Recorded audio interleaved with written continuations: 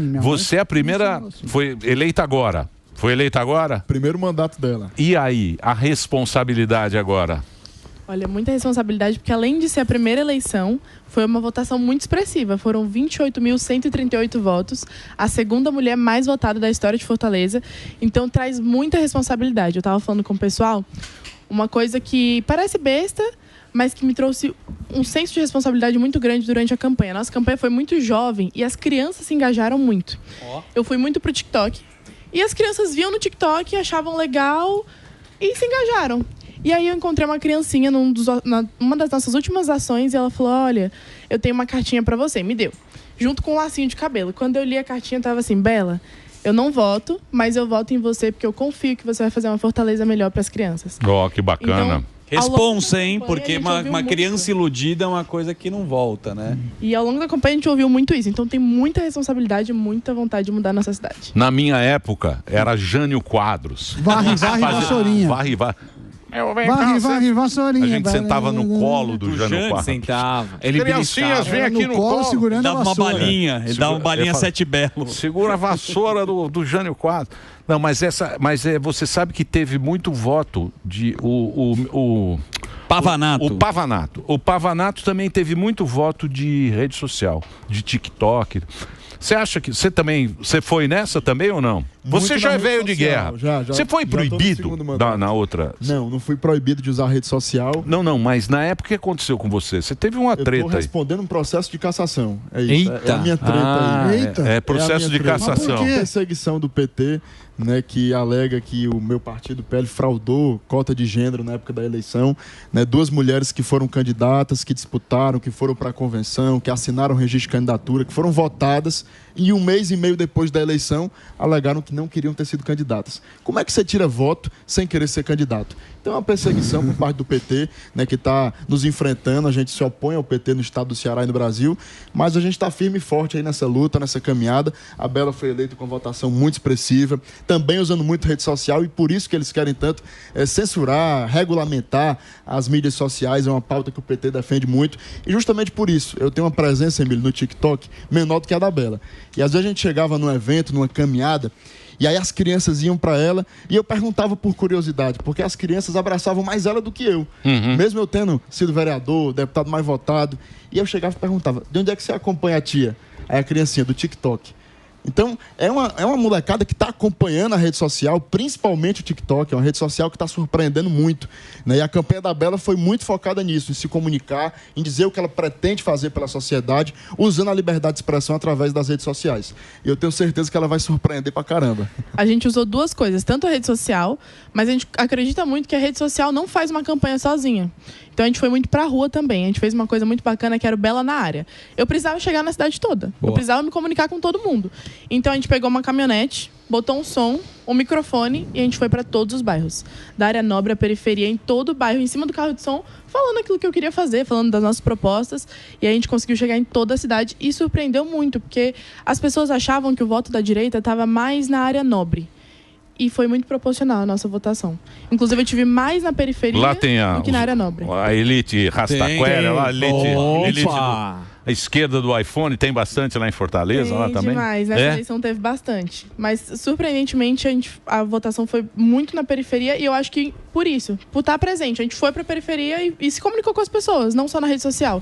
A rede social, claro, atinge muita gente. Eu apostei muito no TikTok. Mas eu acho que eu poderia ter usado melhor. Eu não usei com estratégia. Eu jogava meus vídeos lá e aí, do nada, no meio da campanha, começou a viralizar no TikTok. E aí foi quando eu comecei a tentar uma estratégia lá. O Pavanato, desculpa, ele viralizou também, né, em podcast, teve as brigas aqui, né, que a gente já citou. O que viralizou exatamente? Qual que é a proposta e o que viraliza? São coisas distintas, Isso aí, né? ó, viralizou muito. O que é isso daí? Eu ia pra rua e eu era candidata a vereadora.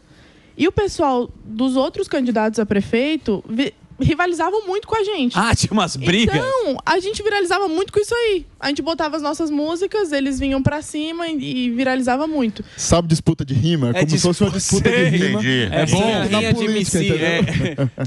rinha de passeata. A gente tinha uns jingles muito jovens, muito legais. Era uma música mesmo. Qual? a gente tinha alguns, mas eu não... Ai, gente, eu não consigo Não, cantar. um só. Faz Não, ela- não. faz- Você vai- dança vai- se ela cantar? Eu causo. Você dança, Você vai então. ter que Tira a camisa cantar. enquanto ela canta. A gente tinha 2 paródias de músicas muito famosas, do Natanzinho e do Matheus Fernandes, e 2 autorais. No fim da campanha ainda teve mais uma.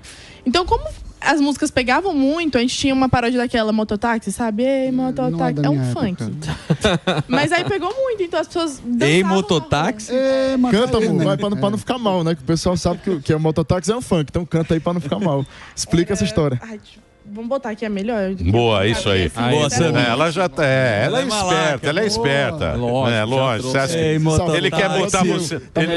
Tá melhor que você. Tá melhor que você, Carmelinho. Ô, Carmelo, e você? Como é que tá lá? Poxa, Como é que você tamo- tá vendo o movimento político lá no Nordeste? Você Sim. que é um cara que você foi. Emílio, Você, PT tá você caindo foi. muito lá. Então, mas você foi o mais votado na última. Você foi o mais votado do Brasil, é Eu isso? fui o mais votado para estadual em 2022 e fui o vereador mais jovem Mais das capitais jovem. do Brasil. Ah, era o em mais 2020. jovem. Fui eleito com 19 anos, o mais novo de todas as capitais. E o que eu tô vendo no Nordeste é que o PT tá caindo muito. Você vê Maceió. Maceió é um prefeito do PL que foi candidato à reeleição, foi eleito com 83% dos votos, meu amigo JHC, do PL, partido de Jair Bolsonaro. Você tem outras cidades também, Teresina, o PT perdeu. Né? Nós temos outras cidades em que o PT está se enfraquecendo muito, inclusive no Ceará.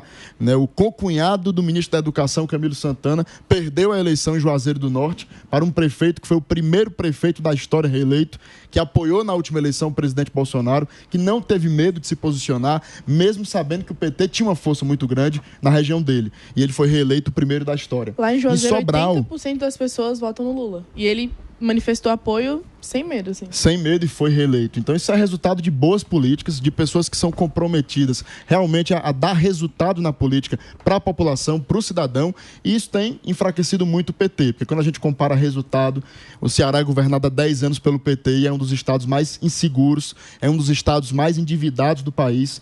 Há 10 anos governado pelo PT e nós temos quase 1 milhão de cearenses vivendo na extrema pobreza, sobrevivendo com pouco mais de R$200. Então a população está enxergando isso. Né? E está tendo uma guinada gigantesca no Nordeste. Nosso candidato... acha que nessa Mas não é eleição- só o PT, né? O Cid e o Ciro Gomes têm Sim. história lá. Como que você vai? Mas lá é Sobral. Sobral. Mas você tá vendo, É. você tá vendo os posicionamentos do Ciro por aí, né, Sam? Ele já tá, né, dando uma Mas guinada repare aí, bem. se opondo ao PT, Então, falando que não vai ser... você acha que o puxadinho do eleitor, PT. você acha que o eleitor de cidade, né? Porque teve a eleição para prefeito, né? Que é município. Você acha que o cara tem esse negócio de Bolsonaro e Lula? Você acha que pegou essa? Eu acho que não pegou muito esse negócio de ficar. Não, acho que a Rivalizando? polarização para prefeito, ela é bem menor do que é quando você tem uma eleição Presidente. para presidente. tá? Amenizou um pouco, Não, eu acho que é bem menor. Eu não vi muito esse. Emílio, ela é menor, mas em 2020 ela existiu muito mais do que agora. Os candidatos apoiados pela esquerda em 2020 tiveram mais sucesso do que hoje estão tendo nas eleições municipais. Não, então, mas o que você está Principalmente no falando. Ceará. Não, o que é, por exemplo, é a esquerda. A esquerda perdeu o discurso. Eu acho que esse discurso da esquerda, vou melhorar a vida do pobre, vou não sei o que. Isso aí é uma coisa de 40 anos que a gente ouve a mesma ladainha e nada mudou. Mas o da direita também, Deus, Pátria e Família, também já é uma coisa meio antiga. Sim. Eu acho que tanto um quanto o outro vão ter que achar um novo discurso. Mas sabe o que é que eu acho? A esquerda já teve tanta oportunidade que agora eles perderam a capacidade de transmitir para a população esperança. Então você tem um candidato que Sim. até pode aparecer bonitinho na TV, tem uma boa roupagem, mas quando começa a falar, não transmite esperança de que ele pode realmente ser um cara capaz de resolver os problemas. Né? Mas Então, aqui apareceu Pablo Marçal, que é um sintoma disso que eu tô falando. Exatamente. Apareceu esse aí que é meio Um outsider. 45 do do segundo nada. tempo, Apareceu do nada, apareceu lá, pá, você fala, oh meu Deus, aí não. O cara falou tanta coisa que a turma ficou com medo de votar. Falou, não, pá, também está um pouco demais. Aqui passou do ponto. O que você acha disso? olha, eu acho que muita gente se dividiu, né? Da própria direita pensou em votar no Marçal, muita gente votou no Nunes, ele foi pro segundo turno. E o que acontece é isso, o Pablo Marçal ele surgiu de supetão, de última hora, aos 45 do segundo tempo. O presidente Bolsonaro já tinha dado a palavra dele, né? E ele honrou, cumpriu a palavra dele, o que ele tinha acertado. Política depende muito disso, de palavra, de compromisso com aquilo que você firma, né? E o presidente Bolsonaro ele cumpriu a palavra dele. Mas o Marçal chegou de última hora, foi uma surpresa para todo mundo, inclusive para a gente. Ninguém esperava no começo do ano que ele fosse surgir, né, e ele fosse desempenhar um papel até relevante na eleição. Tirou 29% dos votos, foi muito voto, né, então tem que ser levado em consideração aí. Então, o que você acha que hoje, assim, de todo esse movimento gigante que o Marçal fez aqui em São Paulo, o que você acha que foi de positivo para a direita e de negativo também? Olha, eu acho que todo mundo da direita gostou de ver ele discutindo com o jornalista, né, dando entrevista e tal. Então, assim, ele realmente fez um enfrentamento ali importante, né? Um enfrentamento que ele fez de ideias, mas eu acho que ele se excedeu, passou um pouco do ponto, né? Eu acho que foi isso que fez ele não ir para o segundo turno, na questão do laudo e tal. Cometeu alguns erros, né? E com certeza isso prejudicou muito ele. Mas uma coisa é disputar com o Nunes, outra coisa é disputar com o Bolsonaro, né? Então não dá para comparar também, pensando em 26, né? Mas em relação a essa divisão da direita, tem aí, lógico, né? O Marçal fala bastante, mas ele tá falando que ele quer governador, presidência, como ele foi no passado. Você acha que ele oferece condições para ele? É um candidato aí que vai mexer contra um Bolsonaro ou contra alguém da direita? Não acho não. Até porque o presidente Bolsonaro, todo mundo sabe o legado dele, o que ele representa para o país. Ele não saltou de paraquedas, né? Agora ele está há muitos anos nessa caminhada. Então o povo tem muito respeito por ele. Por onde ele vai é uma multidão, né? O presidente Bolsonaro teve importantes vitórias no Nordeste, em todo o país. O PT não elegeu um prefeito de capital no Brasil, né? Onde eles estão no segundo turno, estão em desvantagem segundo as pesquisas.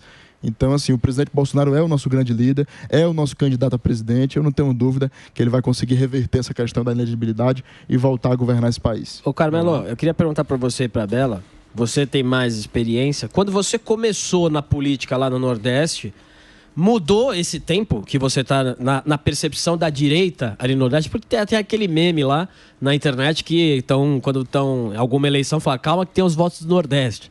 Então, assim, você acha que desde quando você começou, as pessoas veem você com outros olhos? No começo via com menos olhos. E também para a Bela, como é que você analisa como foi a tua receptividade na direita ali no Nordeste?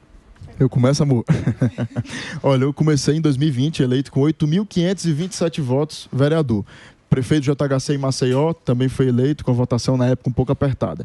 Quando a gente teve a oportunidade, a gente honrou um voto de confiança. O deputado André Fernandes também foi eleito deputado federal mais votado do estado do Ceará. Então, quando esses políticos de direita tiveram a oportunidade, eles honraram a confiança das pessoas. Eu acho que isso tem mudado muito, né? Se você vê a eleição do próprio presidente Bolsonaro em 2018, ele fez 23% dos votos no meu estado do Ceará. Em 2022, em 18, ele fez 23%. Em 22, ele foi para 30%. Então já é um crescimento de votação em todo o Nordeste, porque esse aumento ele aconteceu em todos os estados. Então, sem sombra de dúvidas, é uma mudança sim do espectro político. Eu acredito que em 2026 ele vai ser mais concreto, mais real, e a gente vai conseguir uma vitória substancial no Nordeste. Eu acho muito que a rede social tem grande parte nisso, porque as pessoas estão conseguindo ter acesso, sabe? Antes as pessoas votavam naquele vereador do bairro que te fazia um favor, que te dava um dinheiro, que, enfim, tinha algum contato com você ali. E hoje elas votam em quem elas acreditam. E eu acho que voto é isso, votar em quem você acredita que vai te representar, que defende aquilo que você acredita. Acho que a nossa votação foi um exemplo muito grande disso. Minha primeira eleição, as pessoas estavam conhecendo ali o que eu queria fazer, o que eu não queria fazer, e acreditaram. Poxa, essa menina fala daquilo que eu acredito, ela defende o que eu acredito. Concordo muito com o Emílio quando ele diz que o discurso de Deus, Pátria, Família precisa ir para ação. E realmente isso foi muito forte na nossa campanha, porque o Carmelo é muito marcado pelo trabalho, pela fiscalização. Ele está em cima, vendo se está tudo certo, né, no serviço prestado na população. E era uma das nossas bandeiras, a fiscalização do serviço público de qualidade, que é basicamente o básico para as pessoas, né? Chegar no hospital e ter um leito, chegar no hospital e ter um remédio. Hoje você vai lá no Hospital da Messejana, que é um hospital referência no coração, lá no Ceará. Você não tem leito. Aí você vai num hospital, não consegue um paracetamol. Então, assim, é garantir o básico. E como a gente saiu do discurso e foi para a prática, eu acho que é aí que se dá a nossa votação. Claro, a confiança das pessoas no Carmelo, mas a continuidade do que ele fez. Não só um discurso de ideologia, muito prática, porque na prática mesmo é o que vai afetar a vida das pessoas. Precisa oferecer serviço bom. Já chega o que a gente paga de imposto. Sim, a gente paga muito imposto, é muito caro esse país. Muito. Tem que oferecer serviço bom para a população. Né? Não devolve nada. É isso aí. Esse discurso aí, essa conversinha... Te cansou, cansou. Vou fazer o break rapidinho para nossa rede de rádio. Você que está ouvindo a Jovem Pan aí no Nordeste também, presença ilustre. Carmelo Neto está aqui e a Bela... É Bela C. Carmelo? É Bela Carmelo. Bela Carmelo, tá errado aí? No Instagram é Bela C. Carmelo. Isso. Ah, é o Instagram. Carmelo Neto e Bela C. Carmelo, Bela com 2 L's, aí para você seguir, você que está na nossa rede de rádio. Vai lá, Reginaldo.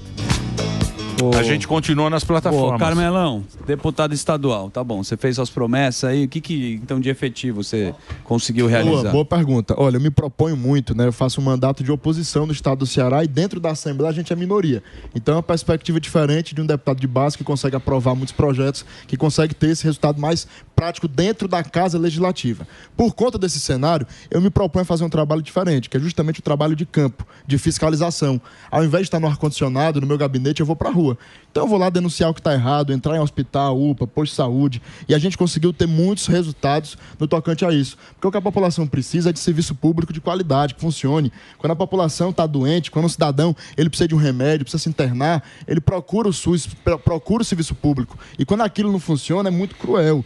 E eu tive a oportunidade, ao longo do meu mandato de vereador, de deputado, de inclusive poder salvar vidas. Uma pessoa chamada Andréa, ela foi no hospital recém-inaugurado, na época pela prefeitura, e ela chegou lá e negaram um atendimento hospitalar para ela. Foi justamente no momento que eu estava saindo de uma fiscalização. O hospital estava lindo, tudo funcionando perfeito, mas na prática, na hora H, estava lá uma cidadã cuspindo sangue numa cadeira de roda, cardiopata, e estavam negando atendimento para ela. Naquela hora eu entrei dentro do hospital de volta, fui atrás da diretora, enfim, a André conseguiu ser atendida. O hospital tinha sido recém-inaugurado, foi o primeiro atendimento de urgência naquele hospital. Então o bom político, o político realmente que está se importando com as pessoas, ele tem que fazer isso, ele tem que sair da sua zona de conforto, ele tem que sair do seu gabinete no ar-condicionado e ir para a rua ver o que está acontecendo. E o que você viu nessa fiscalização? Que é o quê? É má gestão? É corrupção? É má gestão. O que acontece? É má gestão e ineficiência. Porque está tudo lindo, está tudo funcionando, o prédio é novo. O que é que está faltando? Orientação. O que é que está faltando? Gestão, preparo para receber naquele momento aquela paciente, aquele paciente. Então, assim, se você vê, naquela hora que eu entrei, ela foi atendida. Por que tiveram que negar o atendimento para ela? Por que ela já não chegou de cara e foi atendida? Então falta realmente gestão, né? O prefeito de Fortaleza ele fechou metade das emergências num período de doenças respiratórias, quando estava a cidade inundada de chuva, todo mundo gripando, e ele fecha metade das emergências. Tem que mudar. Isso é gestão, isso é eficiência, já está funcionando, para que mexer? Né? Então, assim, você viu no Rio de Janeiro, fizeram a transplante lá, transplantaram o cara com HIV. Pô. Terrível. É um exame que em 10 minutos você faz o exame. É uma loucura, né? É ruim, né? O serviço público no Brasil é muito ruim. Isso é uma coisa que tinha que melhorar, né? Tem que ter político com coragem, com pulso de colocar o dedo na ferida, de denunciar sem medo de poderosos, sem gente para pegar na munheca. Né? Gente que realmente tem coragem. E a Bela vai ter essa coragem de colocar o dedo na ferida, fiscalizar, mesmo sendo um prefeito nosso, aliado, né? Inclusive, a gente defende muito isso, né? Se tá errado, se tá ruim. Se a gente tiver alguém nosso lá, melhor, que a gente tem mais acesso, liga, pede para resolver. Né? Mas é um trabalho perene nosso, que eu comecei quando fui vereador, faço como deputado, e ela vai dar continuidade. É de estar do lado verdadeiramente das pessoas, não só no discurso e não só em época de eleição. Porque muito político só aparece em época de eleição, né? Sim. Eu fiz a rota da gratidão para agradecer os votos que eu tive, fiz a rota da prestação de contas. Ao longo do mandato, Emílio, era até estranho, porque eu chegava com um panfleto na mão, sem ser em época de eleição.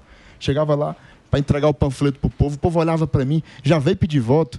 Mas eu, não estou aqui para pedir seu voto, estou aqui para mostrar o que eu estou fazendo, para mostrar o meu trabalho. Quantos projetos eu apresentei, se foi aprovado, se não foi, está aqui, eu estou apresentando.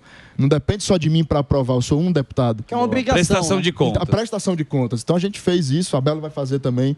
Então é que bacana. não é do nosso poder... perfil aquele político que fica no ar-condicionado, no gabinete, fazendo discurso bonito na tribuna. Isso faz parte. Você tem que fazer em determinado momento. Tem que fazer. Que é o que a gente faz aqui. A gente só fala... Só o fuzil que tá na rua. A gente só fala... Reclama e não faz nada. Dá 2 horas Você vê que na rua aqui. Fica 2 horinhas bem também. com ar-condicionado e fica reclamando. É isso aí. Mas é também inclusive uma das nossas 10 primeiras minutos. ações.